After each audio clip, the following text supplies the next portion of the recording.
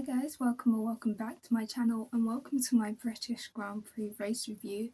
But this one is going to be a tiny bit different because I was actually at the British Grand Prix in the landostand. If you can't tell, everybody was wearing these or some other fluoro item on Sunday, which I'm sure you guys all saw on TV.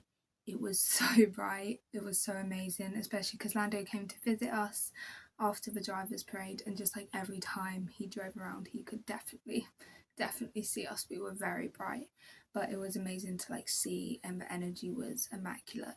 But because I went last weekend, I can tell you kind of the reaction of the crowd for each of the predictions and what actually happened. I will say it was a bit hard. Like on Friday, which is obviously the first sessions, the first times we see the F1 cars on the racetrack, it was a bit like we couldn't really tell when Lando was driving by us until he was nearly gone, because obviously when McLaren had a white livery this weekend, it's when it comes at you, like when it's driving at you, it can look like Haas, it can look like Cadillac, like there's a lot of different cars it can be. So it kind of we had to see his helmet to be like, oh, it's Lando. So some of the reactions on Friday were quite delayed from us. I think we got better at it as the weekend went on. And also what was really nice to see is that everyone in the grandstand also clapped Oscar every time he went by, because we're all like basically McLaren fans. We all love Oscar.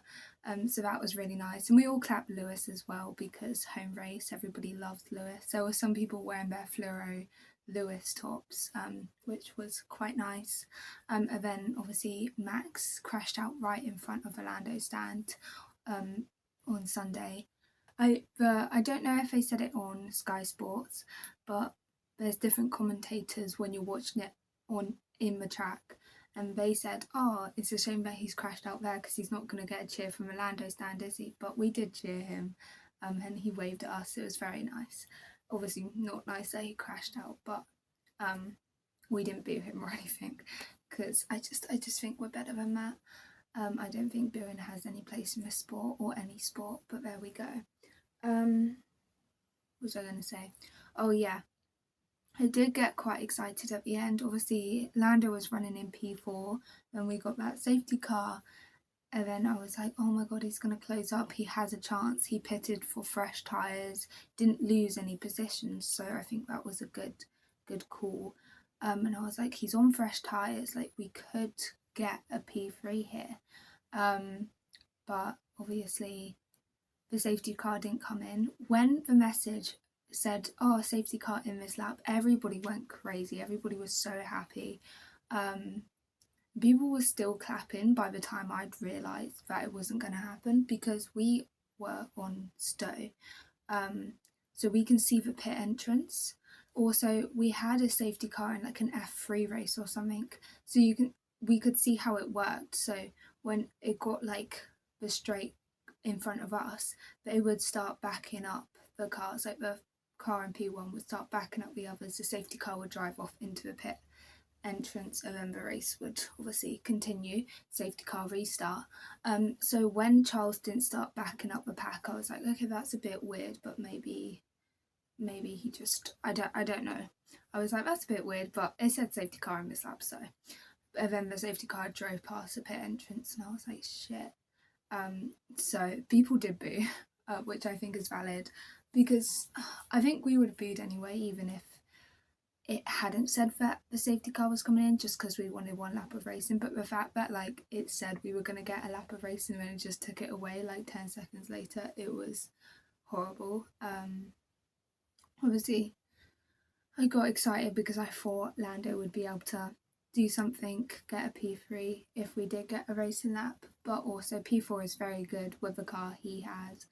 Honestly, seeing the race live, you see the like difference between the car paces. Like Aston Martin got lapped, I think, on like, it was very early on, it was like lap 5 or 10 or something. Like they, like even lap 2 they were already like at least 4 seconds behind Cadillac. It was crazy. they were just like fighting beyond with themselves the whole race. Like obviously Oscar had that damage first lap, boxed, came out last. He overtook the Aston Martins pretty easily, caught up and overtook them pretty easily. So it was insane to see. But also Lando was very steadily in P4 most of the race. Not most of the race. He was running in P6, I think, most of the race, because obviously he was behind Kimi and Max, who both had issues. I do feel really bad for Kimi, but we'll get into that in a minute. You could just see he wasn't really catching up to the people in front of him, but he was at no threat from the racing bulls behind. So it was just kind of weird. He was in very much no man's land. Like, they're very much still a top team. They're not like a midfield team, but they're not doing good right now, McLaren. And I hope we can pick that up, or maybe Lando just takes the grid penalty to get the new engine. I think he will. I think he just didn't want to do it at his home race, which is completely fair. But yes, let's get into the sprint firstly, which was super fun to watch. So for sprint pole, I said Kimi Antonelli just because Kimi's been really fast all season. Like, I see no reason why he wouldn't have got sprint pole. But then Lewis came with an absolutely mega lap. I have no idea how he did it. Or maybe I want to hazard a guess that they changed that Ferrari car throughout the weekend, because it didn't seem as good at qualifying on the Saturday as it did for Friday. But then they also had a pretty good race result, especially with Charles, which we'll also get to later. But anyway, I said Kimi and it was Lewis, and people went crazy when Lewis qualified on pole. People were so happy. So that was really nice atmosphere. And then obviously Kimi then ended up getting the sprint win. I said George would get the sprint win just because I thought he would qualify P2 and then overtake Kimi because it's his home race. But I remember where he qualified. I think it was like P4, which isn't too bad. Or I have no idea where he qualified. But yeah, he wasn't able to make up those positions. So it was Kimi who qualified P2, overtook Lewis. He actually overtook Lewis right in front of us, which was a bit sad to see, but it was like the straight and Lewis had no chance. Kimi had so much more energy than him, just flew past. There was like no defensive mood or anything. He had no chance. It was kind of like a one and done, and then Kimi just pulled away. So he did very much deserve that win, but it would have been nice to see Lewis get it. But obviously Lewis got P2 and then Lando got P3. That was crazy. Watching the first lap, obviously you're watching it on the TV in front of you, so you can't see the names of the orders. You can see the cars and kind of try to deduce, but you don't know. Like, I saw a McLaren in P3, I was like, I think that's Lando, but it could have easily been Oscar. And also you are kind of trying to focus on who's in P1, who's in P2. So when they said in the commentary, oh, Lando's made his way up to P3, keeping in mind he started in P6, we went crazy. And then him being able to hold on to that was super impressive. Actually, at one point he was in P2 when he overtook Kimi, but with the car he has, there was no way he was going to be able to hold on to that. But super, super impressive drive from Lando to get P3. And then if we move on to the actual Grand Prix, they said that George Russell would get pole. I was just really hoping that George would have a good British Grand Prix weekend, if you can't tell, because he doesn't have the best of luck around here, and he loves it so much. And I just think, like, the Mercedes is obviously the fastest car this season. I really hoped he could get something. Obviously he did, but it wasn't pole. Kimi took that, which I expected Kimi to get one pole over the weekend at least because he's so fast. So that wasn't surprising. But I feel like the podium was very surprising because I feel like Charles, I can't tell. I'm really on the fence on whether Charles would have won if Kimi's car didn't mess up, because Kimi obviously has the faster car, especially in the straights, and there's quite a few straights. And also he was on, I think, a 10-lap tyre offset, which is very big in any F1 race. So I think, yes, I think he was only 7 seconds behind as well when he came out after his pit stop, and there was quite a few laps left. So I think it would have been very hard for Charles to hold on to that lead. But then obviously Kimi had an issue. I feel so bad for him as well because we all expected him to pit, and him staying out thinking he could get that 1 point and then ended up getting the 5 second penalty and not being able to get that point anyway was really it was really hard to see, actually, just him dropping down the order, because you could see like each lap he came round. The one thing that was good about Kimi's issue was then when he came out of the pit lane, Lando was right behind him and managed to overtake, and that was like, I think, the only Lando overtake we saw the whole race, so we were very happy about that. But obviously it wasn't good for Kimi, and I do feel bad for him, because he definitely would have got at least P2, if not P1. And then obviously Max was going to be on the podium as well. I think he would have ended up fighting with Lewis a little bit for the podium, but as I talked about earlier, he crashed right in front of a landostand. I haven't rewatched his crash. I don't really know what caused it, but I'm pretty sure it's something to do with his car and not Max, because Max doesn't really make mistakes like that. But yeah, obviously super disappointing for him, and I don't think it helps that there's so many rumours that he's going to be leaving Red Bull, because he's not having a good season so far, and I think it could motivate him to leave Red Bull. In my personal opinion, I think that if he does leave Red Bull, he's going to go to a different racing spec. I can't see Max in McLaren, but that might be because I don't want to see Max in McLaren. I have nothing against Max. I just really love Lando and Oscar as like kind of a teammates, and also McLaren is very much like papaya rules and blah blah blah. Like, they're very nice. Our drivers are equal team, and if you take one look at Red Bull, you know that's not it. Max is their number one driver. They will always cater the car to Max. They will always give Max a better strategy, and they have done for ages. So I just really can't see Max moving to McLaren and liking it there. And also, I really can't tell how Max and Lando as teammates would look like. Like, it's not something I've ever thought of before. I'm not sure it's something I want to see. And Oscar going to Red Bull is definitely not something I want to see. I just think Lando and Oscar both work so well in McLaren. But then I would have said that I can't see Lewis in Ferrari. So, I mean, you never know, but I don't remember where we got to. Yeah, Charles Leclerc, P1. I'm so happy for him because he's had such a bad run of form lately, and also past years with the British Grand Prix. He finished out the points last 2 British Grand Prix, so to now come back and win it is absolutely insane. Also, we haven't had a Charles winner, I think, since 2024. I don't think we had one last season, which is insane. For such a good driver, he doesn't have that many wins, to be honest, and I think that's obviously due to the Ferrari team, their strategy, their car, everything like that.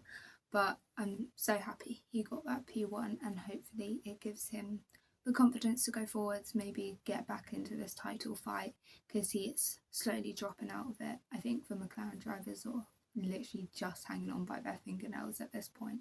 But I think Charles might be able to get back into it. Lewis is still very much in it, and obviously both the Mercedes drivers. For P2, I said George Russell, which was correct. And then for P3, I said Lando Norris. It ended up being Lewis Hamilton. Obviously, with my predictions, I went for an all-British podium because I said Lewis would get P1.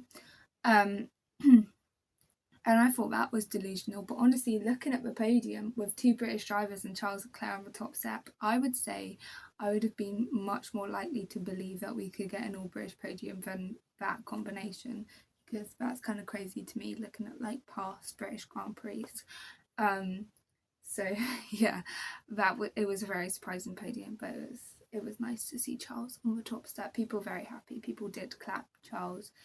We clap all the drivers as they go past after the races ended. Obviously Lando, we were very happy he got P4. Okay, and then my surprise predictions, I said it would be a rainy race, which leads to 5 or more DNFs. It's just been always rainy when it comes to the British Grand Prix. This was my first British Grand Prix race day. I went Saturday last year for qualifying, but I've never seen a race before. And I was like, I kind of want it to rain. I kind of want to get like that experience. Obviously it didn't. I still think it was chaotic enough. I would have loved to see a rain race, but then you probably can't really see the cars as they go past, so maybe I shouldn't be wishing for that. At least I didn't have to wear my poncho at all weekend, so I guess it's a good thing. But yeah, and it stopped as many people from DNFing. I can't remember who DNF'd. I think Alex might have DNF'd. Again, he has such bad luck. I think he's the unluckiest driver on the whole grid. It's actually just like something every time with Alex, and must be so exhausting for him because he's such a good driver as well. I know Nico DNF, which was really sad. And also my next surprise prediction was that he would get his first points of the season, which I said I would just keep predicting until he does, but I might be predicting it forever at this point because he has such bad luck this season as well. And then obviously Max DNF'd. I'm not sure if anybody else did, but those are the three I can think of straight away. Okay, then I said someone in the top 4 teams will crash during the race weekend. Obviously, Max crashed. He is in Red Bull, which I would say was the 3rd fastest team this weekend. I would say Mercedes was still the fastest. Then it was Ferrari. Then I would say it's Red Bull and McLaren. McLaren didn't really have that much pace. I think Lando outdrive that car, and I think Oscar just had some bad luck. But I think if you see the gap between Lando and Oscar in the sprint, I think you can tell that Lando outdrove that car. Also, he just loves Silverstone and had the support from landostand. And then I said it would be an all-British podium, which was obviously wrong. And then I said all British drivers in the points, which was so close to being correct. But unfortunately, Ollie got like P12, P13. I also said he would get into Q3 for the Grand Prix.